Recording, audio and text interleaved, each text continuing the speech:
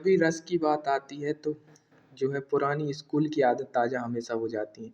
काफ़ी सरल टॉपिक रहता था ये और अब हमें अपने एमपी हॉस्पिटल असिस्टेंट की हिंदी के लिए भी इसको पढ़ना ही पड़ेगा क्योंकि व्याकरण भी हमारा पार्ट है और जहाँ व्याकरण है वहाँ रस तो ज़रूर होंगे।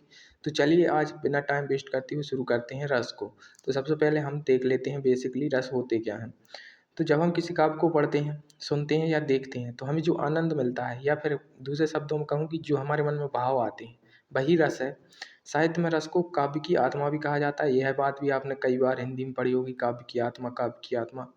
अब रस को जो है 4 प्रकार के अंगों में बाँटा गया है, यानी कि इसके जो है 4 भाग कह सकते हो आप एक तरीके से। जैसे एक होता है स्थायी भाव जो कि मेन और इम्पोर्टेंट है, क्योंकि इससे भी क्वेश्चन बनते हैं कि इस रस का कौन-सा स्थायी भाव है।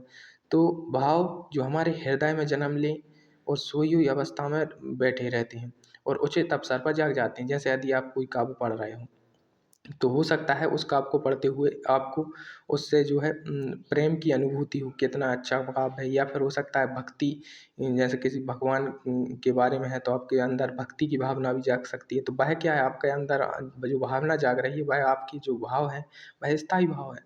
इसके अलावा होते हैं विभाव।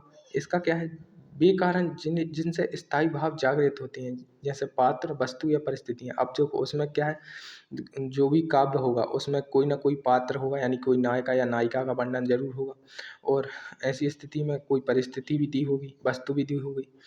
तो जिनसे स्थायी भाव उनकी वजह से, उन परिस्थितियों की वजह से जाग रहे हैं, जो ऐसी परिस्थितियाँ दी गई हैं तो उन्हें क्या कहेंगे, विभाव कहेंगे। इसके अलावा होता है अनुभाव, यानी कि भाव जागने पर शरीर में होने वाली चेष्टाएँ। जैसे आप कोई भी आपके अंदर भाव जागेगा, तो जैसे आपके अंदर क्रोध आता है तो आपके अंदर जैसे क्रोध आता है, या मान के चलो आपको किसी काव्य से डर लग रहा है, किसी काव्य को पढ़ते समय आपके अंदर जो है डर यानी भयानक रस का कोई काव्य है, तो आपको हो सकता है पढ़ते समय पसीना आ जाए, आप काँपने लगें।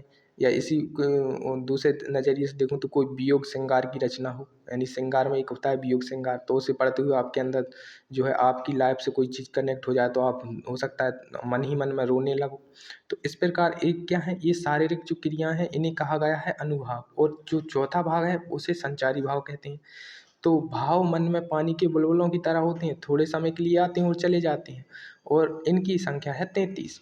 देखो, स्थायी भाव का तो एक मतलब है कि जो एक भाव आ गया है किसी काव्य को पढ़ते समय, तो जब तक वह काव्य पढ़ रहे हैं वही आपके मन में स्थायी रहेगा। लेकिन संचारी भाव क्या होंगे, थोड़े समय में एक आ गया, फिर थोड़ा समय में दूसरा आ गया, इस प्रकार से यह बदलते रहते हैं। इनकी संख्या कितनी मानी गई है, 33 मानी गई। यह भी इम्पोर्टेंट होता है तो इसको भी याद रखना है। अब हम देखते हैं कि रसों की संख्या के बारे में क्या विवाद है और कितने में से रस को आपको मान के चलना है। तो मुख्य रूप से रस 9 माने गए हैं, यानी कि नवरस होती हैं। प्राचीन जो विद्वान थे और आचार्य मम्मट जैसे विशेषज्ञ, इन्होंने मुख्य रूप से रसों को 9 ही माना है। यदि आपसे पूछे आचार्य मम्मट के अनुसार रसों की संख्या कितनी है तो आप बताएंगे कि 9 है, इसलिए इन्हें नवरस कहते हैं। शांत रस को 9वां रस माना गया है, ठीक है। अब रस 11 कैसे हुए, देखो हमारी एनसीईआरटी में 11 प्रकार के रस हैं, यानी 11 रस हमको पढ़ने पड़ते हैं। तो यदि आपसे बेसिकली पूछे रस कितने प्रकार के हैं तो आपको लगाना है 11। आचार्य मम्मट के अनुसार पूछे तो लगाने हैं 9। तो अब 11 कैसे हुए थे सुनो। बाद में आचार्यों ने क्या किया कि श्रृंगार रस के ही 2 और रूपों को अलग रस की मान्यता दे दी, जैसे कि वात्सल्य रस और भक्ति रस। श्रृंगार रस के ही 2 रूप हैं, यानी श्रृंगार रस में सिर्फ उन्होंने क्या रखा, नायक और नायिका के प्रेम के संबंध को रखा, और जो अन्य रूप थे उसके उन्हें अलग अलग रसों के रूप में नाम दे दिया, जैसे वात्सल्य का दिया और भक्ति का दिया। बच्चों के प्रति जो प्रेम होता है, बच्चे तो उसको किस में, वात्सल्य रस में रख दिया, इसे 10वां रस बना दिया। इसी प्रकार भक्ति रस जो भगवान के प्रति आपका प्रेम है, यानी जिसमें भक्ति झलक रही है, उसे 11वां रस बना दिया। चूँकि ये दोनों ही प्रेम, यानी कि जो रति का हिंदी में मतलब जो बेसिक मतलब होता है वह प्रेम से होता है, तो रति से ही जुड़े हुए हैं, इसलिए इसे श्रृंगार रस के अंतर ही पहले गिना जाता था। किंतु अब क्या हो गया है, अब इन्हें अलग से ही मान्यता दी गई है, वात्सल्य और भक्ति के रूप में। अब परीक्षा में आपको क्या करना है, तो अगर आपकी एनसीईआरटी किताब के संदर्भ में बात करें तो वर्तमान पाठ्यक्रम में 11 ही रस का वर्णन है। अगर प्रश्न आए कि रस कितनी है तो आप 11 लिखें, क्योंकि आधुनिक व्याकरण में वात्सल्य और भक्ति को अलग स्थान मिल गया। लेकिन मूल रस पूछेगा तो आप कितने लिखेंगे, तो मूल रस भरत मुनि ने सबसे पहले बताए हैं। भरत मुनि ने अपनी जो नाट्य शास्त्र नाम की जो पुस्तक लिखी, यह ग्रंथ लिखा, उसमें भरत मुनि ने रसों को 8 माना है। उन्होंने शांत रस को नाटक में शामिल नहीं किया था। तो भरत मुनि के अनुसार यदि आपसे पूछेगा तो रस 8 हैं, आचार्य मम्मट के अनुसार रस 9 हैं और एनसीईआरटी के अनुसार रस 11 हैं, क्योंकि वात्सल और भक्ति को भी उसमें जोड़ दिया गया है। तो उम्मीद है आपको ये थोड़ा डाउट क्लियर हुआ होगा। आज के समय में कुल 11 रस ही पढ़ाए जाते और माने जाते हैं। आपने जो 10 की संख्या सोची, वह शायद इसलिए भी हो सकता है क्योंकि कई बार भक्ति रस को श्रृंगार रस का ही हिस्सा मान लिया जाता है और मानकर केवल वात्सल को 10वें नंबर पर जोड़ जाता है, लेकिन पूरी सूची 11 से ही तैयार होती है। इसको आपको याद रखना है। अब हम देखते हैं रस और उनके स्थायी भाव। इसके बाद हम चलेंगे इनके उदाहरणों पर, यानी कि हम उदाहरणों से समझने की कोशिश करेंगे किस प्रकार से कौन सा रस कैसे काव्य में निकलता है, ताकि हमारे एग्जाम में किसी भी तरीके से कितने लेवल का इससे क्वेश्चन आए तो कहीं छूटे ना। तो सबसे पहले देखिए, पहला रस जो दिया गया है और जो कि सबसे ज़्यादातर जो काव्य रचनाएं होती थी उसमें सबसे मेन माना जाता था, वह था श्रृंगार रस। श्रृंगार रस से तात्पर्य है प्रेम से, यानी कि इसका जो स्थायी भाव होगा वह रति होगा। रति को ही प्रेम कहते हैं। आपको यदि स्थायी भाव पूछेगा तो रति ही बताना पड़ेगा, प्रेम नहीं बताना पड़ेगा, लेकिन मीनिंग समझने के लिए आप उसको समझ सकते हैं कि रति क्या होता है, प्रेम। तो नायक और नायिका के बीच प्रेम का वर्णन बेसिकली अब इसमें रखा गया है, यानी कि 2 कैरेक्टर होंगे जिनके बीच जो जैसे हीरो और हीरोइन इस तरीके के होंगे, तो उनके बीच जो प्रेम होता है उसे श्रृंगार रस में रखा गया है।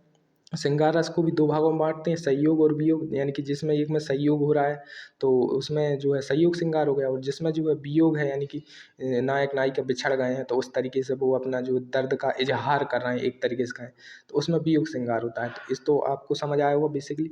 इसके बाद जो हास रस है, इससे नाम से ही स्पष्ट है, इसमें क्या होगा, हंसी होगी, यानी कि स्थायी भाव इसका हास होगा। किसी की विचित्र वेशभूषा या बातों पर से हंसी आने लगे, यानी आप कोई बात पढ़ रहे हो और आप मन ही मन मुस्कुराने लगो तो समझ लेना कि उसमें क्या आ गया है, हास्य रस आ गया है। इसके बाद आता है करुण रस। करुण रस का स्थायी भाव शोक यानी दुख को माना गया है। करुण का तात्पर्य भी किससे होता है, शोक से ही होता है। तो किसी प्रिय चीज के बिछड़ने या नष्ट हो जाने पर जो दुख होगा काव्य को पढ़ते समय, तो हम कहेंगे कि इसमें करुण रस आ गया है। अब इसमें नायक नायिका और वियोग श्रृंगार और करुण रस में थोड़ा कन्फ्यूजन होगा, जिसमें आंख क्लियर कर दूंगा, घबराइए नहीं, सब चीज़ें क्लियर होंगी। वीर रस, वीर रस में हमें जो है एक तरीके का उत्साह सा जागृत होता है हमारे अंदर, यानी कि इसमें बेसिकली क्या हुआ, या तो कोई कठिन कार्य करने के लिए आपको मोटिवेट किया जाएगा, युद्ध जैसी स्थिति का वर्णन होगा तो उसमें क्या आएगा, वीर रस आएगा। इसके अलावा रौद्र रस। तो रौद्र रस, जैसे कि रौद्र का मतलब ही क्या है, क्रोध, तो इसका स्थायी भाव है क्रोध। अपमान या अन्याय के कारण आया हुआ गुस्सा क्या होगा, क्रोध होगा। यानी किसी प्रकार का कोई अपमान आपका कर दिया या काव्य में किसी का कर दिया, तो वो जो है उस अपमान के प्रतिशोध के रूप में कुछ बात बोल रहा है तो उसको हम इसमें रख सकते हैं। या कोई अन्याय कर रहा है और वो उस पर काव्य है तो आपको क्रोध आ रहा होगा कि ये ऐसा क्यों कर रहा है, तो उसको रौद्र रस में रखा जाएगा। इसके बाद आता है भयानक रस। भयानक में सीधा छुपा है भय, तो इसका जो स्थायी भाव है भय है। भय डरावनी वस्तु है या दृश्य को देखकर आदि आप डर रहे हैं तो उसमें आएगा भयानक रस।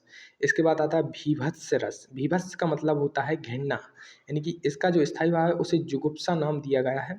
तो इसको ऐसे ही याद रखना आप, भीभत्स को जुगुप्सा, और जुगुप्सा का मतलब होता है घृणा, यानी किसी घृणित चीज़ का वर्णन किसी काव्य में हो रहा है, जैसे गंदगी या सड़ी गली चीज़ें, मांस मांस वगैरह जानवरों की पर जो जो भी प्रकार की जो गंदी चीज़ें होती हैं उनका यदि वर्णन हो रहा है तो भाई जिससे आपको घृणा सी आ रही कि ये क्या है, तो इस तरीके को हम उसको विवश में रखेंगे। इसके बाद है अद्भुत रस।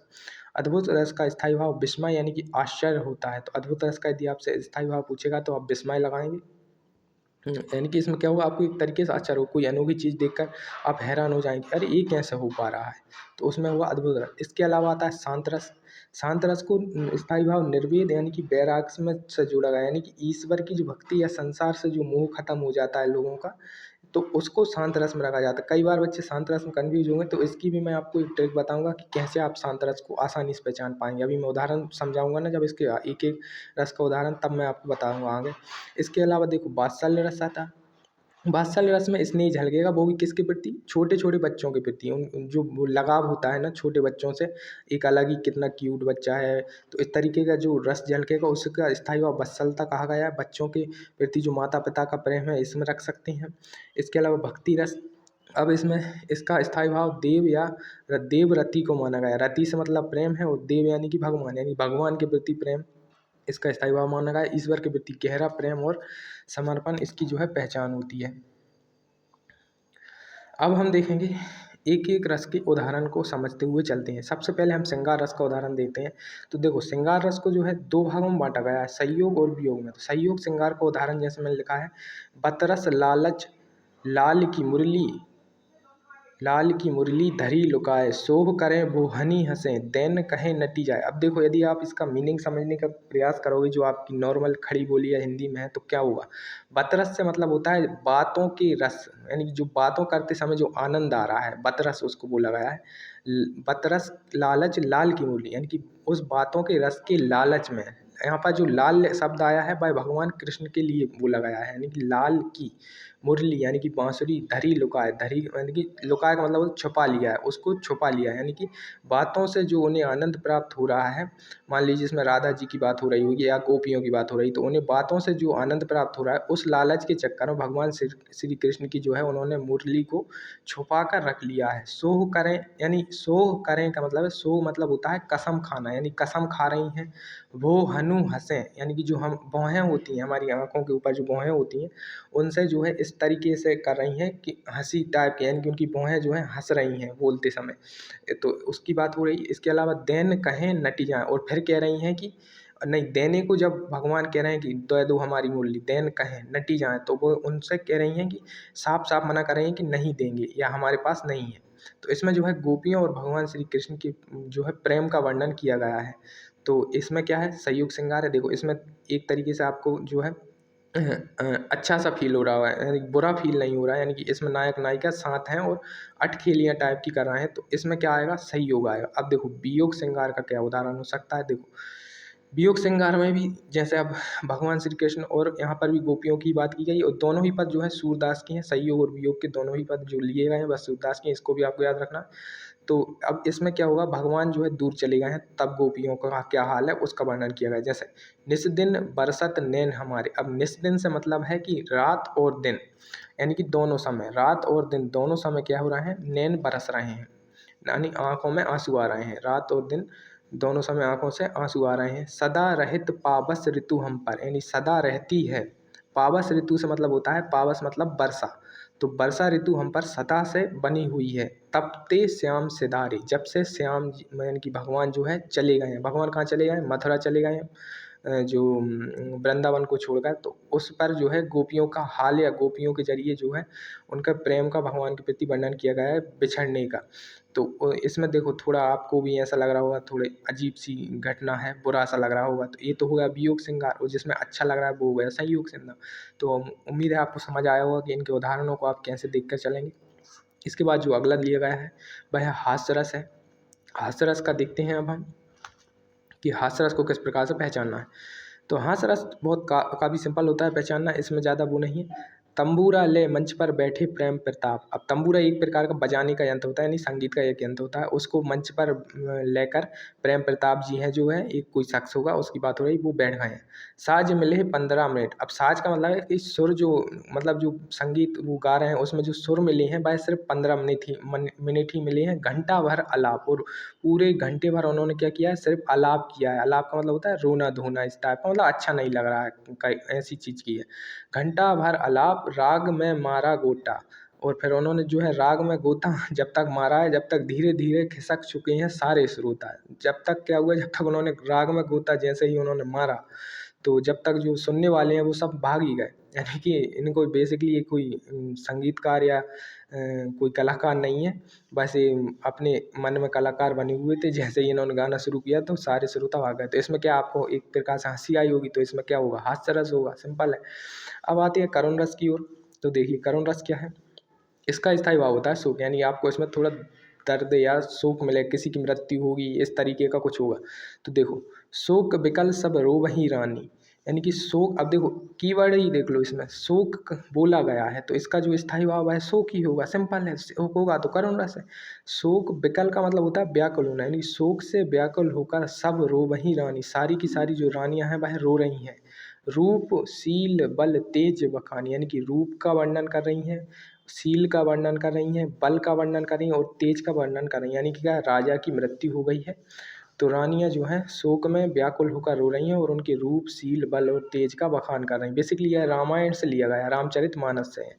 जो राजा दशरथ की मृत्यु पर रानियों के विलाप का वर्णन किया गया है। अब वियोग श्रृंगार और करुण रस में अंतर कैसे करेंगे, तो देखो वियोग श्रृंगार में जो नायक होगा और नायिका होगी वह एक दूसरे से बिछड़ जाते हैं, तो उस समय जो हाल होता है वह यानी कि वो प्रेम का हाल दिखाया गया है। कि शोक श्रृंगार में क्या है, दुख होता है, यानी कि या तो नायक मर चुका है उस चक्कर में दुख है, या किसी भी बड़ी चीज का दुख होगा तो वह करुण रस होगा। और जिसमें नायक नायिका बिछड़ कर जो अपना हाल एक तरीके से जो दिल का जो हाल है वह समझाने की कोशिश करेगा, तो वहाँ वियोग श्रृंगार होगा। तो इस चीज को आपको समझ के चलना होगा, तो आप इनमें कंफ्यूज नहीं होंगे। अब देखिए चौथा रस हमारा होता है वीर रस। अब वीर रस का जो स्थायी भाव दिया गया वह उत्साह दिया गया, यानी कि एक तरीके से आप में जो है एक मोटिवेशन सा टाइप का आ जाएगा पढ़ते समय। वीर तुम बड़े चलो, धीर तुम बड़े चलो, सामने पहाड़ हो या सिंह की दहाड़ हो, यानी कि यहाँ पर बात हो रही है वीर। अब कीवर्ड आप वीर देखा होगा, समझ लेना वीर रस की बात हो रही है। ये तो एक ये चीज़ है। इसके अलावा इसको आपको पढ़ते समय भी लग ही रहा होगा कि वीर तुम बड़े चलो, धीर तुम बड़े चलो, सामने पहाड़ हो या सिंह की दहाड़, एक तरीके से आपको मोटिवेट किया जा रहा है कि आगे चलो आगे चलो आगे बढ़ो। तो ये क्या है, वीर रस है। अब अगला देखते हैं हम रौद्र रस। तो जो रौद्र रस है इसमें स्थायी भाव क्रोध, यानी आपको इसको सुनते ही क्या आएगा, गुस्सा सा टाइप का आएगा। या तो देखो श्री कृष्ण के सुन वचन अर्जुन क्षोभ से जलने लगे। तो भगवान श्री कृष्ण के जो वचन थे, बातें सुनकर जो उन्होंने गीता का उपदेश दिया, अर्जुन क्या है, क्षोभ से मतलब यहाँ पर क्रोध से ही है, यानी कि मन की व्याकुलता की बात हो रही है। यहाँ पर क्रोध से ही संबंध है। क्षोभ से जलने लगे, यानी क्रोध से क्या हुआ, वो जलने लगे। सब शील अपना भूलकर, जो भी उनका जो दुख था या शील था कि एक तरीके से वो अटक रहे थे ना अपने के खिलाफ हथियार उठाने से, वह सब भूलकर करतल युगल मलने लगे। यानी कि करतल का मतलब है जो अपनी दोनों हथेलियों का जो जोड़ा है उसको हाथों से मलने लगे कि अब आ जाओ। इस तरीके से मतलब क्रोध क्रोध में आ गए हैं। और संसार देखे अब हमारे शत्रु रण में मृत पड़े, कहकर यह वचन वे हो गए उठकर खड़े। इसका जो आगे का जो वो लाइन है वो किस प्रकार से होती है, आपने 10वीं में इसको भी पढ़ा होगा बार बार। तो इसमें क्या आ रहा है, क्रोध आ रहा है, तो इसमें रौद्र रस होगा। इसके बाद हम देखते हैं भयानक रस। भयानक रस का स्थायी भाव भय को बनाया गया है। अब देखो इसमें क्या हुआ, जो भी बात होगी उससे क्या होगा, डर लगेगा। जैसे एक और अजगर ही लखी, यानी कि एक और क्या देख लिया है, अजगर को देख लिया। लखी का मतलब होता है देखना, यानी देख लिया है। एक और मृग राय, और एक दूसरी ओर मृग राय। मृग राय का मतलब होता है मृगों का राजा, और मृगों का राजा किसको कहा जाता है, शेर को कहा जाता है।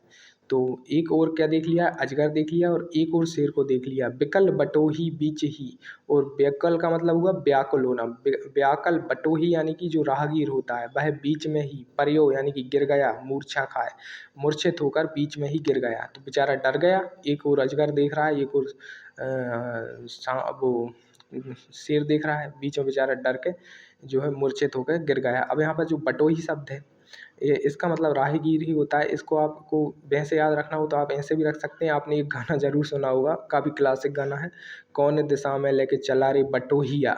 वहाँ पर जो बटोहिया शब्द आता है वह राहगीर के लिए ही आता है, यानी कि जो रास्ते से जा रहा है कौन सी दिशा में लेके जा रहा है, उसमें गाने में भी बटोहिया शब्द आता है। तो इस प्रकार से आप कनेक्ट कर सकते हैं, बटोही शब्द का मतलब होता है राहगीर। ठीक है, तो भयानक रस समझ गए। भयानक रस में क्या होगा कि जो भी नायक या जिस पर भी वो लिखा जाएगा उसको जो है एक तरीके से डर लगेगा, या आपको भी पढ़ते समय लगेगा अरे वो यदि मैं सिचुएशन होता है, एक और मेरे सामने अजगर होता और दूसरी ओर जाता तो मुझे शेर दिख जाता तो मेरा क्या हाल होता, तो मेरी तरफ तो दोनों तरफ मौत दिख रही है मुझे, तो मैं क्या डरूंगा ही। तो ऐसा करके आप इसको समझ सकते हैं। अब देखते हैं हम भीभत्स रस। अब भीभत्स रस में क्या होता है, घृणा सही हमारे मन में पैदा होती है, यानी कि इसका स्थायी भाव क्या है, जुगुप्सा। जुगुप्सा याद रखना है आपको, जुगुप्सा या घृणा भी आ सकता है, वैसे जुगुप्सा आएगा तो आप भूलना नहीं कि जुगुप्सा क्या है, विभत्स रस का स्थायी भाव है। तो सिर पर बैठे हो काग, आंख दो खात खात निकारत। तो क्या हुआ, सिर पर जो है कौआ बैठा है और जो दोनों आंखें उन्हें खा खा कर निकाल रहा है। खींचत जीवत जीवही सियार, और जो जीव है यानी मनुष्य की जो जबान होती है उसको कौन खींच रहा है, सियार। अतहि आनंद और धारत, और कैसे खींच रहा है, बहुत ही आनंद प्राप्त करते हुए खींच रहा है।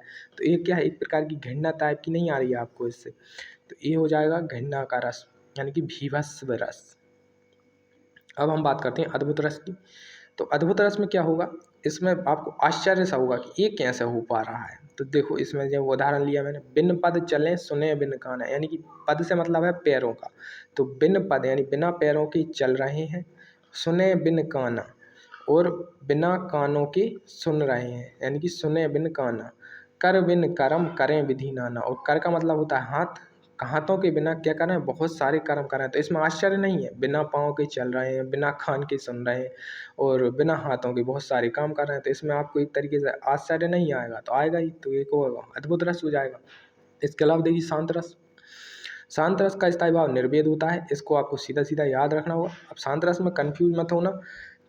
जैसे अभी मैं इसको आपको पढ़ के दिखाता हूँ। मन रे तन कागज का पुतला, यानी कि मन से बात कर रहा है जो भी व्यक्ति है जिसने ये काव्य लिखा है। वो कह रहा है कि तन यानी कि जो हमारा शरीर है, कागज यानी कि कागज का पुतला है। जो मन रे तन कागज का पुतला है, ये मन ये जो शरीर है यह कागज का पुतला है। लागे बूंद बिनसी जाए छिन में, यानी कि जैसे ही इस पर कोई बूंद लगेगी यह जो है मिट जाएगा। छिन का मतलब है क्षण, यहाँ पर छिन में का मतलब है क्षण में, मतलब जो बूंद लगती है यह क्या हुआ, गल जाएगा या छिन जाएगा क्षणों में, बिल्कुल एक पल में या एक सेकंड में। गर्व करे क्यों इतना, तो फिर इतना गर्व या घमंड तू इस पर कर क्यों रहा है। तो इसमें देखिए वैराग्य जैसा नहीं दिख रहा है आपको, यानी कि कोई साधु महात्मा बोल रहे हैं। जैसे कबीर के जो दोहे आते हैं उनमें भी इसी तरीके का वैराग्यपन दिख रहा हो, या तो मतलब जैसे कोई साधु महात्मा कोई उपदेश दे रहा है कि ये सब दुनिया कुछ नहीं है, इसमें कुछ नहीं रखा है। तो हाँ, एक बात का और ध्यान रखना, ईश्वर के प्रति भक्ति नहीं दिखनी चाहिए, वो दिखेगी तो भक्ति रस हो जाएगा, तो उसका भी आपको ध्यान रखना होगा। और वैसे आप इसको ऑप्शन से करना तो काफ़ी आसानी से हो जाएगा। जैसे अब आपको समझ नहीं आ रहा है इसमें शांत रस है कि नहीं, तो जैसे आप इसके जो ऑप्शन दिए हों उसमें एक श्रृंगार लिखा हो या और ये वीर लिखा हो, भयानक लिखा हो, तो आप इसको देखिए क्या श्रृंगार रस इसमें होगा, तो श्रृंगार रस जैसा तो कुछ नहीं है, तो आप एक ऑप्शन हटा देंगे। क्या वीर रस इसमें होगा, तो क्या इसमें मुझे मोटिवेशन आ रहा है, उत्साह आ रहा है, वो भी नहीं आ रहा, तो ये भी नहीं होगा। तो इस प्रकार से आप ऑप्शन से करेंगे तो तीन ऑप्शन ऑटोमेटिक हट रहे हैं, तो आप सीधे लगाओ कि भाई शांति रस है इसमें। तो इस प्रकार से भी आप समझ सकते हैं। अब वात्सल्य रस को समझने का प्रयास करेंगे। वात्सल्य रस का जो इसका स्थायी भाव दिया गया है वह वत्सलता को दिया गया है। अब देखो इसमें भी जो है भगवान कृष्ण के ही बारे में वर्णन है। किलकत कान्हा घुट रवनी आवत, यानी कि किलकत का मतलब है किलकारी मारते हुए, यानी कि बहुत तेज हंसते हुए ही ऐसे करते हुए। कान्हा, कान मतलब होगा कान्हा यानी भगवान कृष्ण। घुट रुबनी आवत, घुटनों के बल चलते हुए आ रहे हैं। किलकारी मारते हुए भगवान कृष्ण घुटनों के बल चलते हुए आ रहे हैं। जो छोटे बच्चे होते हैं ना, घुटनों के बल कुड़ाते हुए चलते हैं, इस प्रकार की बात हो रही। मणिमय कनक नंद के आनक, यानी मणियों से युक्त और कनक का मतलब होगा सोने की, सोने की मणियों से युक्त नंद के जो आंगन है। बिंब पकी रवे धारत, उनमें क्या कर रहे हैं भाई, बिंब यानी कि अपनी ही परछाई को पकड़ते हुए इधर से उधर घूम रहे हैं। तो इसमें क्या है, एक तरीके से भगवान श्री कृष्ण के जो बचपन के रूप का वर्णन है और उनके प्रेम का वर्णन किया जा रहा है, तो इसमें वात्सल्य रस होगा। इसके बाद देखते हैं हम भक्ति रस। तो भक्ति रस में सीधी सीधी भगवान की वर्शिप की जाएगी, सीधी बात है। इसका स्थायी भाव अनुराग या ईश्वर रति होगा या देवरति होगा। तो देखो मेरे तो गिरधर गोपाल दूसरों ना कोई, जाके सिर मोर मुकुट मेरो पति सोई। तो इसमें सीधी भगवान की भक्ति दिख रही है, सीधा लगा दो भक्ति रस है। तो ये भी काफ़ी सिंपल रहेगा। तो उम्मीद है आपको जो रस काफ़ी अच्छे से समझ आए होंगे और आपकी जो पुरानी यादें हैं वह भी ताज़ा हो गई होंगी रस और स्थायी भाव को लेकर। और काफ़ी अच्छे से मैंने समझाने का प्रयास किया। इसके बाद भी यदि कोई गलती हुई है तो आप ज़रूर कमेंट में बताएं, आगे की वीडियो में उसको सुधारने का भी प्रयास करूँगा। धन्यवाद।